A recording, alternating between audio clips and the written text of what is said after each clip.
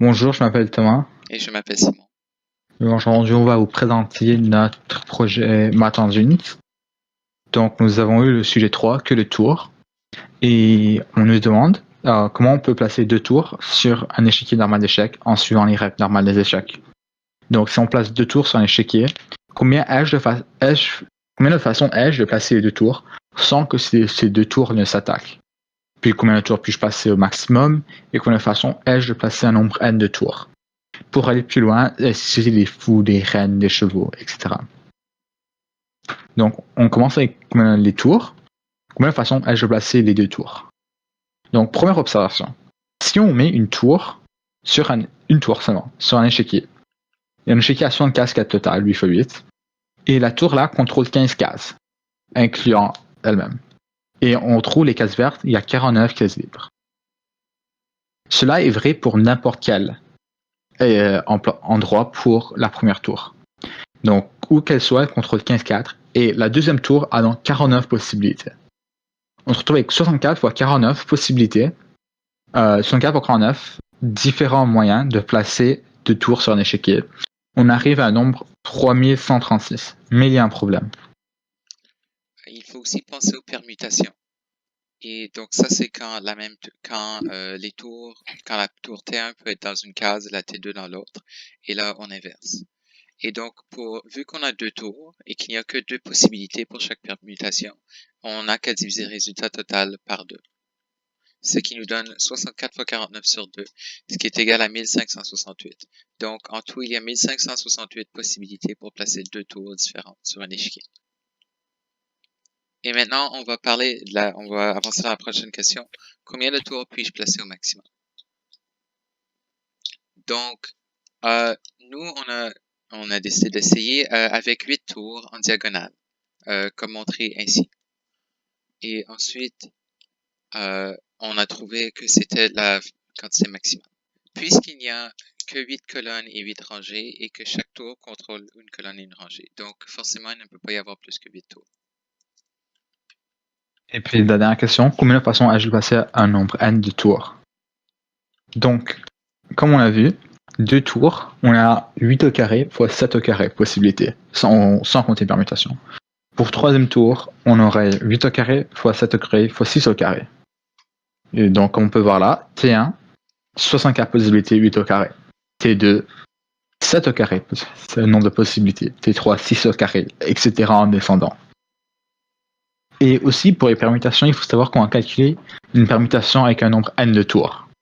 Donc, on a remarqué qu'une nombre de permutations à 2 éléments, on trouve 2 fois 1 égale à 2. Nombre de permutations à 3 éléments, 3 fois 2 fois 1, 6, etc. On a par exemple un nombre à 4 éléments, on aurait 24 différentes possibilités. De manière générale, pour un nombre de permutations avec n éléments, on fait n fois n-1 fois n-2 jusqu'à ce qu'on arrive à n-n. Et la notation qu'on utilise, ce serait n factoriel, n point d'exclamation. Maintenant, il faut aussi trouver le nombre de façons dans lesquelles on peut poser un nombre n de tours. Donc ici, prenons par exemple 3. On va placer 3 tours. Nous savons que la réponse est égale à 8 fois 7 fois 6, le tout au carré. Mais pour arriver à ce résultat, ce qu'on pourrait faire, ce serait 8 factoriel, donc 8 fois 7 fois 6, etc., sur 8 moins 3 factoriel. Donc 5 factoriel qui est égal à 5 fois 4 fois 3 fois 2. On peut alors réduire la fraction et on se retrouve avec le résultat qu'on cherche, 8 fois 7 fois 6, qu'on mettra ensuite au carré. Donc voici notre formule qu'on a trouvée. Et donc on retrouve les cas totaux qu'on peut faire avec un nombre n de tours divisé par les permutations. Et deux notes importantes, c'est avec n plus grand que 0 et plus petit que 9, et par convention, 0 factoriel est égal à 1. Donc on retrouve les cas totaux pour un nombre n de tours divisé par les permutations pour ce nombre n de tours. Donc on arrive à un résultat comme ceci. On remarque avec n égale 1, on a 64 cas possibles comme on l'a vu. On arrive jusqu'à n égale 6, 54 000 cas différents. Et ça redescend qu'on a n égale 8, 40 000 différents cas. Et maintenant, on va parler des dames. Donc, on va commencer par la première question. Combien de façons ai-je de placer les deux dames? Premièrement, on a remarqué que si on place une dame dans l'anneau extérieur de l'échiquier, donc toutes les cases grises sur la diapositive, on remarque que la dame, incluant la diagonale et les colonnes et les rangées qu'elle bloque exactement 22 cases, incluant elle-même.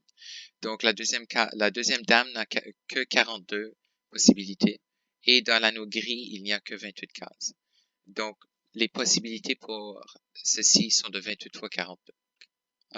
On a aussi remarqué que si on mettait une dame dans l'anneau à l'intérieur de l'anneau extérieur, donc l'anneau rouge ici, la dame bloque 24 cases, donc elle en laisse 40 libres, et il n'y a que 20 cases dans l'anneau rouge. Et donc, la quantité de possibilités pour ceci est 20 fois 40. Et ensuite, on a remarqué que si on place la dame à l'intérieur de cet anneau-là, donc l'anneau jaune ici, la dame bloque 26 cases, et donc en laisse 38, et il y a 12 cases dans l'anneau jaune. Donc, il y a 12 fois 38 possibilités si la première dame est dans l'anneau jaune. Et dernièrement, nous avons remarqué que si l'on met la dame dans les 4 cases du centre, donc les cases vertes, la dame bloque 28 cases et donc on laisse 36 pour l'autre dame, et il n'y a que 4 cases au centre. Donc il y a 4 fois 38 issues pour cette possibilité. De toute façon, on peut placer 2 reines sur un échiquier. Il va faire la somme de tous ces produits, donc 28 fois 42, plus 20 fois 40, etc. On se retrouve avec 2576 différentes possibilités de mettre 2 reines sur un échiquier. Comme on vient de le voir, il y a beaucoup de variables dont dépendent ce nom final. Même pour calculer un nombre 3 reines, on n'a pas trouvé une façon efficace de calculer le nombre total de différentes possibilités qu'on a pour placer 3 reines, car les variables sont tellement grandes. Il y en a de plus en plus dans le jeu de reines, qu'il est presque plus efficace de les compter manuellement que d'essayer de trouver une formule. Et c'est donc sur ça qu'on a fini notre projet. Merci de nous avoir écoutés.